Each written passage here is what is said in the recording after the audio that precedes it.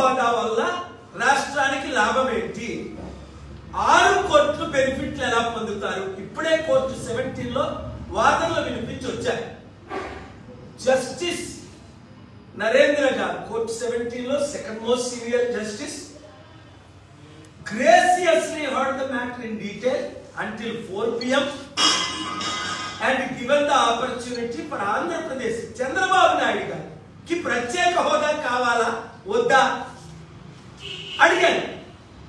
వారి అడ్వకేట్ అక్కడ ఉంటుండగా, చంద్రబాబు నాయుడు గారు మీకు ప్రత్యేక హోదా రాష్ట్రానికి కావాలా వద్దా, మీరు ఎందుకు కౌంటర్ ఫైల్ చేయట్లేదు?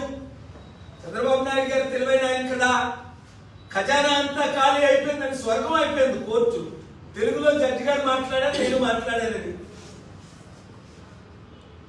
మరి ఖజానాలో డబ్బులు లేవన్నప్పుడు ప్రత్యేక హోదా ద్వారా కదా డబ్బులు వస్తాయి, ప్రత్యేక హోదా ద్వారా కదా కంపెనీలు వస్తాయి, ప్రత్యేక హోదా ద్వారా కదా లక్షల మంది కోట్ల మందికి ఉద్యోగాలు వస్తాయి. ప్రత్యేక హోదా అంటే అర్థం ఏంటి? కొత్తగా వచ్చిన కంపెనీలు గవర్నమెంట్ కి ట్యాక్స్ పన్ను కట్టవసరం లేదని ఇప్పుడు 198 కంపెనీలు రావడానికి సిద్ధంగా ఉన్నారని పెడితే అది ప్రొడ్యూస్ చేయమన్నారు డిసెంబర్ 11వ తారీఖు. ఈ లోపుని బీజేపీ గవర్నమెంట్ పవన్ కళ్యాణ్ చంద్రబాబు నాయుడు ప్రత్యేక హోదా ఇస్తారా ఇవ్వరా, చంద్రబాబు నాయుడు గారికి ప్రత్యేక హోదా కావాలా వద్దా, దీని మీద హైలైట్స్ అడిగారు. అప్పుడు వరకు ప్రత్యేక హోదా కావాలని జగన్మోహన్ రెడ్డి ఫైట్ చేశాడు. ఎంపీలు గెలిచిన తర్వాత నోరు మూసుకొని ఆయన ఉన్నాడు.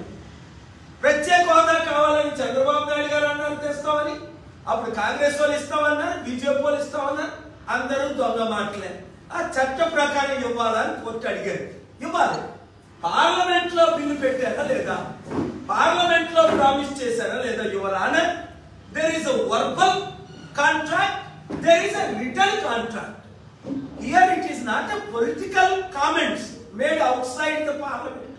In the parliament itself, then Congress government and BJP government, one promised 5 years, one promised 10 years. And why they are backing off? Because they are breaking the constitution. Then the constitution day ayindi. Constitution మనం ఎందుకు నెరవేర్చట్లేదు?